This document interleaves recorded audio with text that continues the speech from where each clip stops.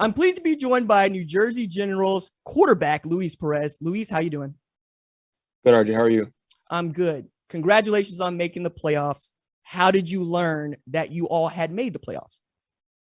Yeah, so we got a certificate by Daryl Johnson in the locker room, and Coach Riley read it out and said that the New Jersey Generals have punched their ticket to Canton. So we were all very excited and fired up, and we still got a few more games to go, but we're excited that we got the ticket.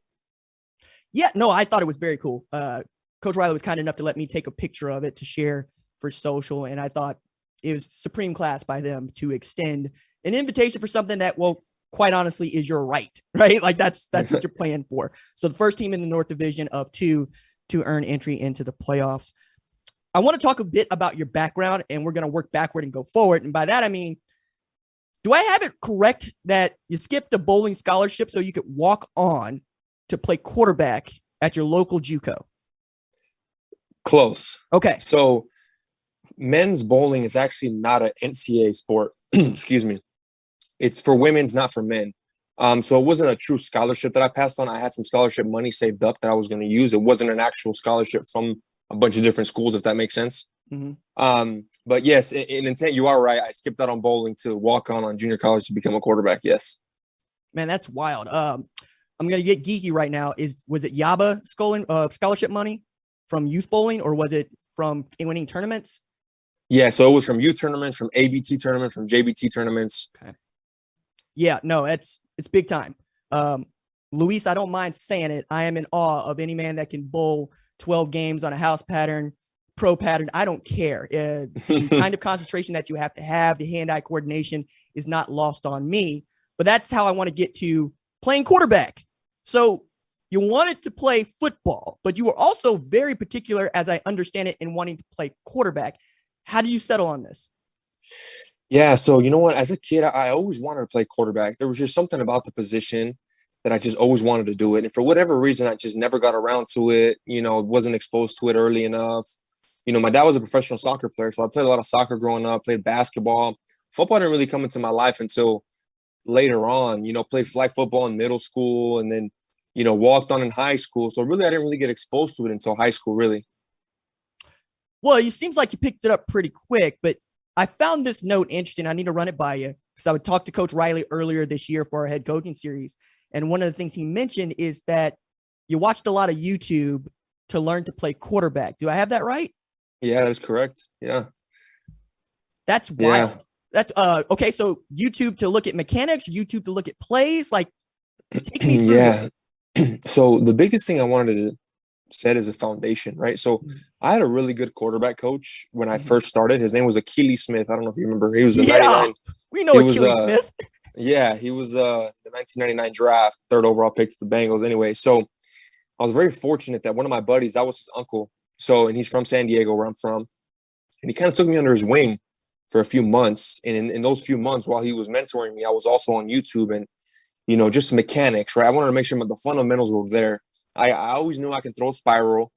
I just didn't know anything about fronts, route combinations, defenses, footwork. I didn't know anything about that, right? So I was learning that little by little, but I did learn a lot from YouTube, though. It's, again, just a wild story. And then to have QB Smith as any sort of a coach is nothing to sneeze at. But you also choosing to walk on means you're probably behind a bunch of quarterbacks, not just two or three. How did you navigate what essentially is a numbers game that you've been a part of for some time now? Yeah, I mean, just perseverance and having faith in God. I mean, I just first one there, last one to leave. And I will stay that, on a consistent basis. And little by little, just guys switch positions. Some guys switch sports. I remember some guys saying, I'm just going to be a pitcher or whatnot. Some guys got injured, like I said. And, now I'm fourth on the depth chart. And now I'm getting a little bit of reps here and there and, starting to get more comfortable with everything. And then I actually won the 2 spot in fall camp behind the starter who was a starter the year before. The guy named was Frank Foster. And he went down week 3 or 4, and I come in and bring us back in the fourth quarter and win the game. So that was kind of the very beginning of Luis Perez, the quarterback, per se.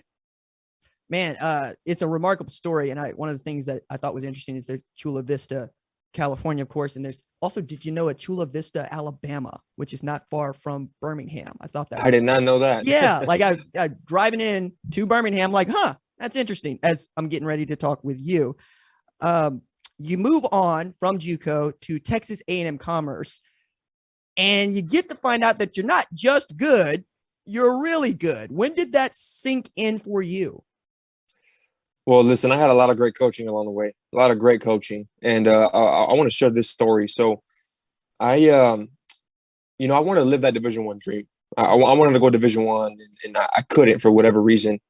My math wasn't transferable. I actually had an offer from UC Davis, couldn't go because my math wasn't transferable.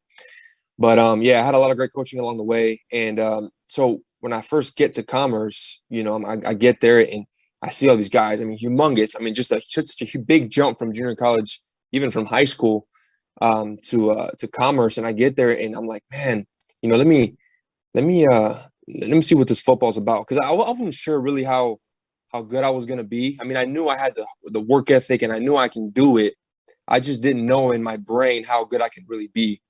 And really that stuck with me. That, like, me being so far behind from not playing in high school at all. Even some guys play since they're 5 years old, right? I didn't have that, so I had that, like, wanted to play catch up, and I still have that to this day. And I think that was one of the big reasons why I was able to be successful at Commerce, was because, yeah, I was talented and I was, pretty good. And I still had that, in my head, like, hey, you know what? I have to be better because I don't have the experience that all these guys do. Right. So I think that was kind of one of the main reasons why I was able to do what I did. Well, I mean, it's not just that, y'all were pretty doggone good, and you end up winning the Harlan Hill Trophy, which is equivalent. I mean, it's not equivalent. It is the most valuable player award for the Division II, and is their Heisman. How did you find out that you won the award, number one, and then how did it make you feel? Yeah, when I first found out about it, it was actually it was during the national championship week. I think it was like the first or second day of the week, and so I remember, we're all in the meeting, and they had all the voting and stuff, and I knew I was up for the trophy. And when they announced my name, it was kind of a live cast deal, and they announced my name, and everyone went crazy, and it was a very, very emotional moment, as soon as I got the award, I just went back and started thinking about everything it took to get to this moment.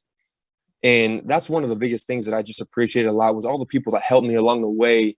My parents, my family, my wife, like, all these different people that made such an impact. They're also in that award, even though they don't get the credit and it didn't say their name on the plaque, but there's so much, importance in that, and in me winning that. I find that to be endearing as much as it is earnest, because I feel that is the culture in the United States Football League. I've never seen so many guys that just want to play football and so want to share it with the other 45, 50 players on this team or that team. You get to Mike Riley a little bit late, right? There's an injury. They call you. You say that, yeah, sure, I'll show up. Famously show up having already understood and known Mike Riley's playbook. But now that you have been through this for the better part of 2 months, what stands out to you about the United States Football League? Yeah, I think you hit it on. I mean, just the people that are here, the players, they're hungry to play football. And they know that this may be their last opportunity to get back to the NFL. Like, a lot of these guys they're here because they want to make the jump to the NFL. And you can see it in their play and their demeanor and their work ethic. They know this could be their last chance. And when you have a lot of guys like that, like, I feel like our team is full of guys like that. We mesh very well. There's not a bad apple in the room. And we all want to go to the same goal, right? Is to go to Canton and win it all, right? And from there, hopefully on, get a chance at the NFL. But I think when you have a room full of those guys, it's hard not to be successful. So I'm very fortunate to be a part of a team like this. You're a very good example of that culture in action, as the first 5 weeks, you're sharing reps, sometimes snap to snap, with DeAndre Johnson, quarterback position. And all Mike Riley could keep doing was saying, I've never done this before, and I can't do it unless both of these guys are buying into it working. Did it take a whole lot for this to come through for you, to see what Coach Riley wanted from each of you? Even though one of you got to start a whole game, you end up clinching the playoff spot for them this week. How did this work for you from a chemistry standpoint?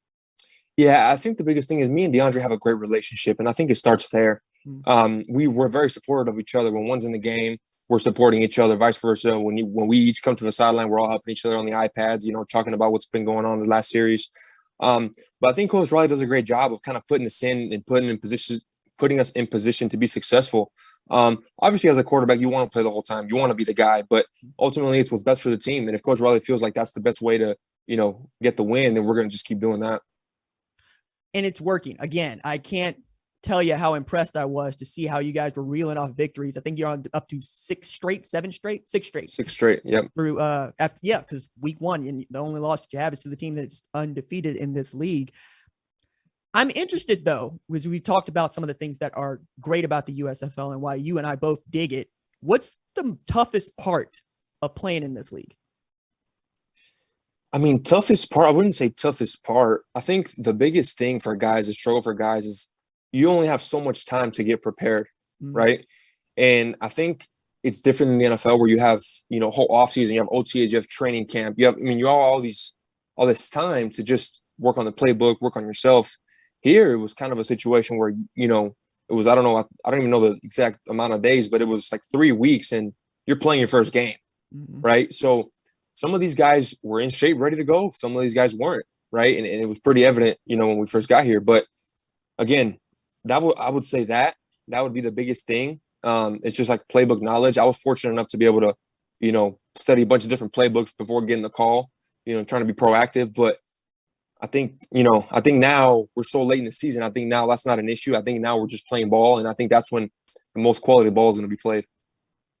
One of the things that I've tried to be as loud as I can about is that I believe Coach Riley to be one of the best quarterback coaches of all time, if not ever. Phenomenal. Right. Phenomenal, The story that he told me that I got to write about him basically saying I the only guy that got to watch Tom Brady play high school football, and I wanted him, and it just didn't work out for me at the college or the pro level, which, is a nightmare for me, but he seems to be taking it just fine.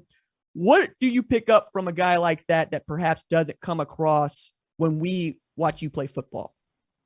Yeah, there's so much knowledge in there. When he talks, I mean, whenever he talks, I just shut my mouth and just try to listen to everything he says. I mean, that's just the reality of it. He's so smart. He's been around so many great players and been around so much football. Great coaches. Obviously, he's had mentors too, and he's coached greats. So I just want to sit there and just try to absorb as much information as possible from him and apply it to my game, really. It feels like he is the same guy the whole time. And what I mean by that is the way he treats me seems to be the way he treats you. And I find that to be not just endearing and authentic, but I wonder if that catches you, because, we have this great broadcast that Fox puts on where we get to hear almost everything that's being said. And the way that he expresses himself is always just kind of tickled me in that, he's an old school coach, and there's some things that he's just kind of, well, gee golly, I thought that I was going to go a different way. But he's also right. Like, one of the first things he said to open the season was, I'd be impressed if we didn't run the ball well. And I thought, passing coach, quarterback coach, run the football. You guys run the football incredibly well. Do you see that coming out in his attitude from day to day? Yeah, he's such a genuine person. And when you have somebody of that high caliber, it's hard to find people like that. And I've been very, I'm just humbled by the way he is, just seeing him, the success he's had, and the way he communicates with one another. I mean, it's just, I'm just very impressed with him. I mean, just overall as a person too, not even just a coach, but what kind of human being he is. He's just so awesome. Yeah, man, I could not agree more. My last question for you, I give it to every one of our guests who are really just giving us their time here on the USFL Spotlight Show.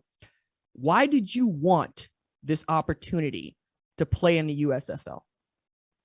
I want to show the world that I can play in the NFL, and I want another opportunity, another platform to where I can go and prove it.